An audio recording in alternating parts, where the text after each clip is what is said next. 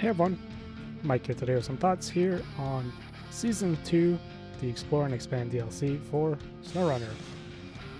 Now, the previous DLC was not particularly well received. It was around 49% or something on Steam. The second season is definitely a lot more interesting. It's around 70% as of recording this. And yeah, overall, I have to kind of agree. It's a decent pair of maps here. Um, it's been kind of fun playing through this one. I've completed it at this point, maybe a month or two ago. It's been quite a while since I've played it, but yeah, we'll kind of drive around.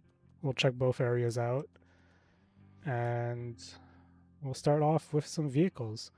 So there's two new cat machines, as well as the bandit.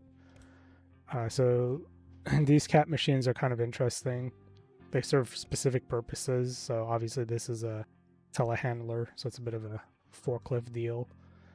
You're not going to be using this super much.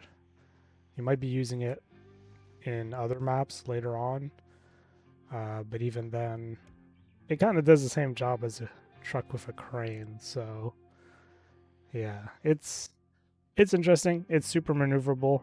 It's a neat vehicle. I'll actually leave the garage just so you can see, it is a full wheel steering situation. So it's a neat machine. Like I said, it's very, very specific scenarios to use it. So that's not a huge addition. The other cat, it's kind of the same deal. It's exclusive to this map in some ways because it's got a unique pin cargo hold in the back. So there's a specific trailer that you get to use for this thing. So again, neat machine, but very application specific. So you won't be using it outside of the DLC. Now, one vehicle you will be using it a lot is the Bandit here. Now, this one has slightly bigger tires than normal because I am using the real life mod. But because of that, it is also more capable. So let's bring it back out. And yeah, we'll drive the map a little bit. It's an interesting map if you haven't looked yet. Let's see. Yeah, so the garage is here, and there's going to be probably 2 or 3 paths you're going to use a lot. So you're often going to be doing kind of this path, and then you can cut across the bottom here and then work your way back up. So that's one very common path, and the reason you'll be driving that path a lot is because you're often going to be grabbing items from up here.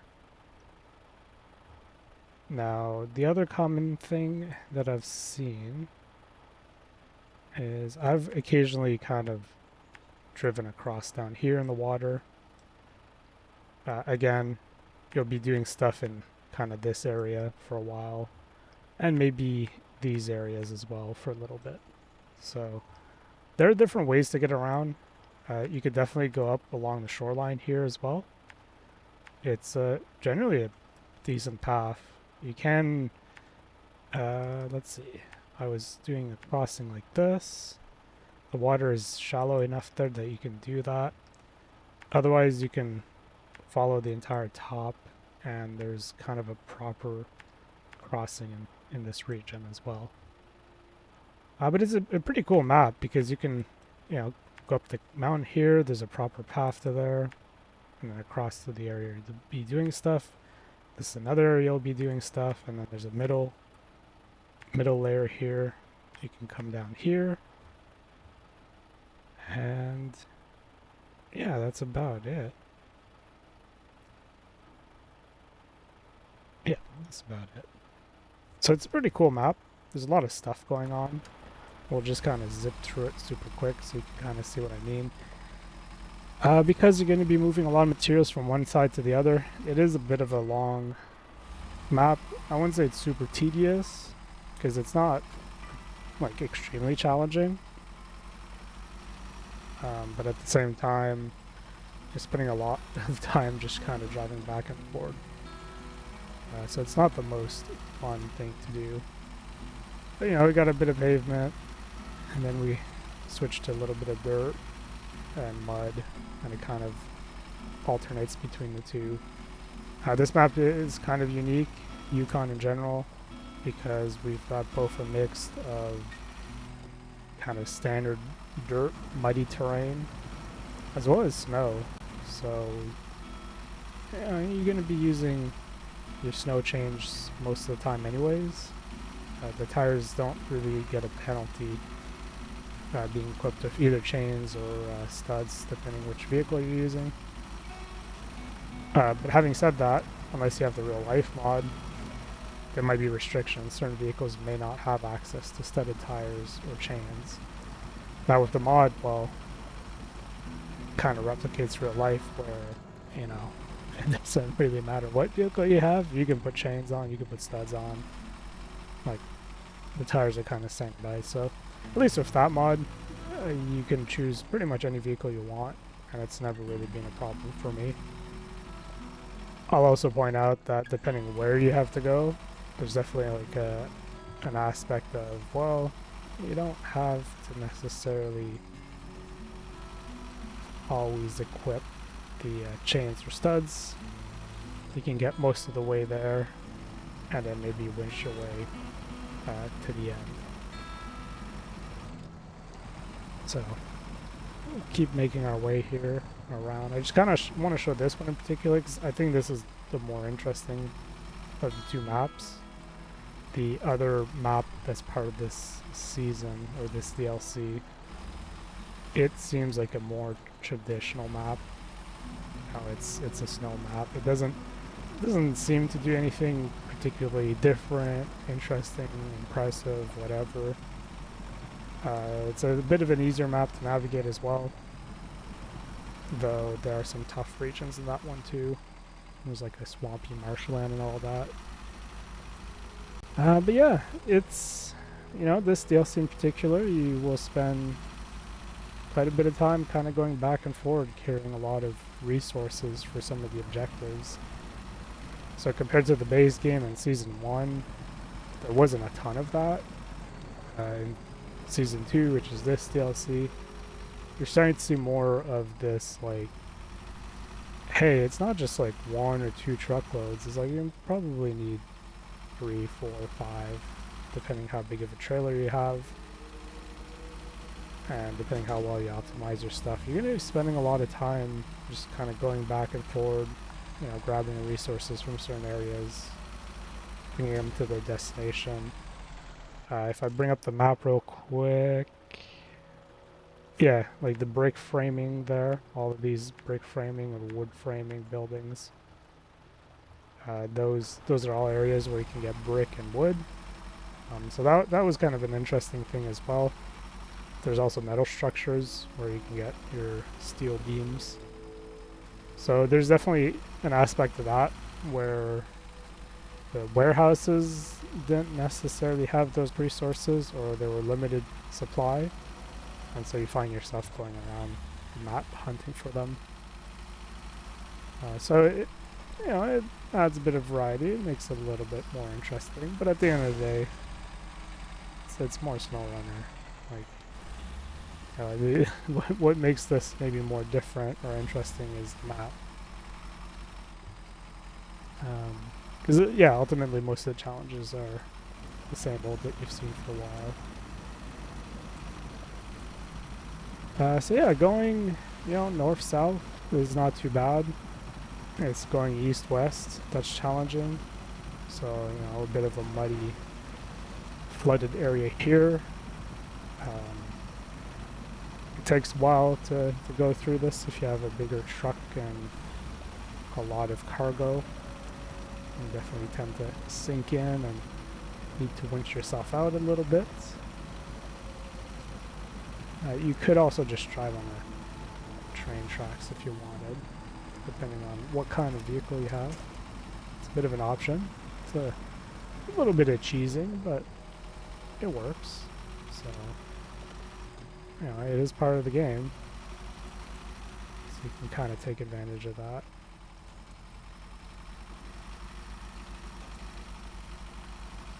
So yeah, overall, I think I generally agree with the rating. I think it is a reasonable DLC.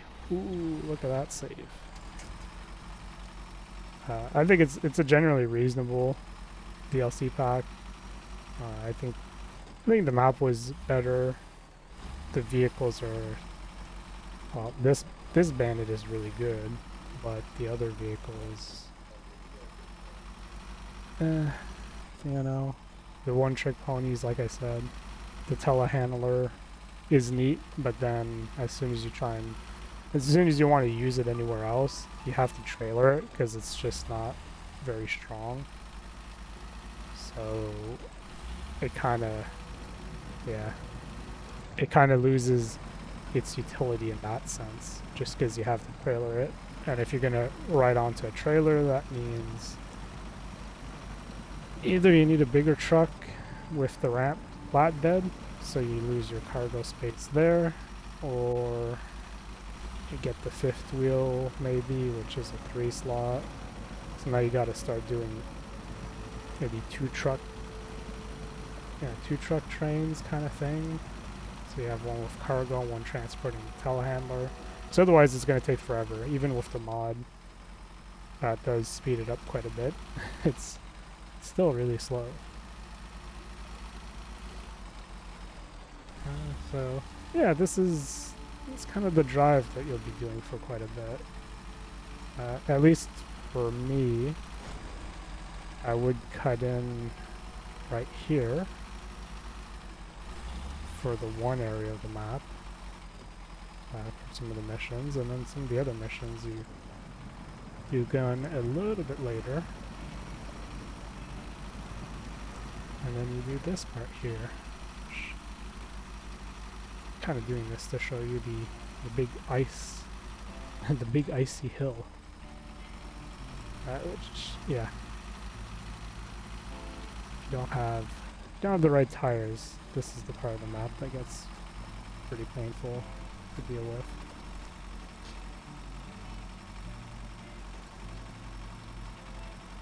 So overall, I don't really have any particular complaints. I think the map itself is reasonable. The amount of time you're going to be spending kind of driving back and forth and carrying a bunch of resources to complete certain objectives, it's a little bit different than the base game. But then if you look at the playtime and kind of what they're targeting, the base game, each region had 4 maps and this has 2. So by doing that, they kind of get the same amount of playtime out of a region. Right, so instead of giving you 4 maps in this region, they give you 2, and then they just make the missions a little bit longer, which is fine. I don't have huge complaints about that, but at the same time, yeah, when you've driven the same path here a couple of times, it might not be the most exciting thing in the world either. Anyways, yeah, pretty steep hill. We get to the trailer storage here. And then we have a frozen lake with some areas we can strategically cross. And then there's also 2 ways to get into the next map. So let's go ahead and do that. Just retain this, go to global, go here, and open up the garage. And we'll take a peek at the map in just a bit. But this map, like I said, it's a lot more straightforward. Moving around on this map, you're always going to come out the front, either side, depending where you want to go. And then this paved road is kind of your central path to everything, right? So if you want to go north, you can get to the concrete plant, and then maybe if you're not going to the concrete plant, you can back off, use the off-road stuff, and get to the warehouses. or at least those warehouses. I didn't use this other one on the left much. I didn't need to. A lot of empty space up here. And there's going to be the odd mission here and there, but not a whole lot.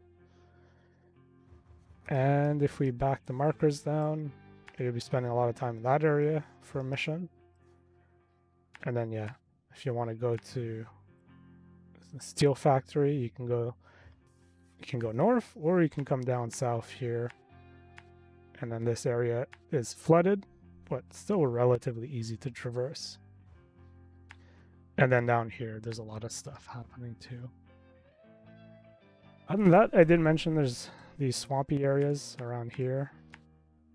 Actually, it stretches all the way to the top here. So it's like a swampy marshland, and it's a little bit more even up here. You'll be spending a bit of time in those areas too, because there are objectives. It's not too bad to deal with. Definitely requires the right vehicle, I'd say. But other than that, yeah, this area is pretty straightforward. It's a less tedious map. The nice thing too is once you've unlocked this area, I found myself recovering to this garage to do stuff on the right side of the map. So that way I don't have to do that long drive all the way south and then go across east and go back up north a little bit. Because, yeah, the garage is here, and then the lower transition is there. The other one's further up. So, you know, you can use this side of the map as an advantage. You don't have access to it right off the bat, though, obviously. But if you spend a bit of time doing the base missions that are required, you get to this area pretty quick. So yeah, let's drive a little bit. I didn't start a timer, unfortunately, so I don't know how long this recording has been going on from. If I do the math, that's 17 minutes, 18 minutes roughly. Not too bad. I think that's long enough to give you guys at least an idea.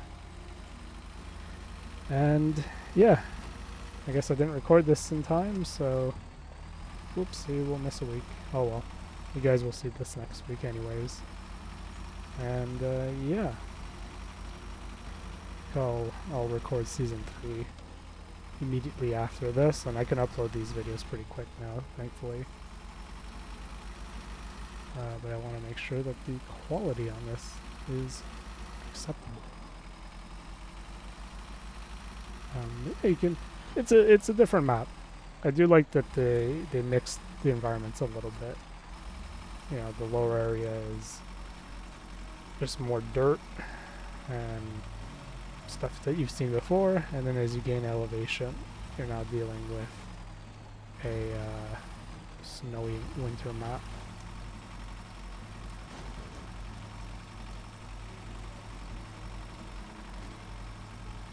Anyways, we're about the middle of the map now, so yeah. Wanted it here. Hope you guys enjoyed. See you guys next week with presumably season 3.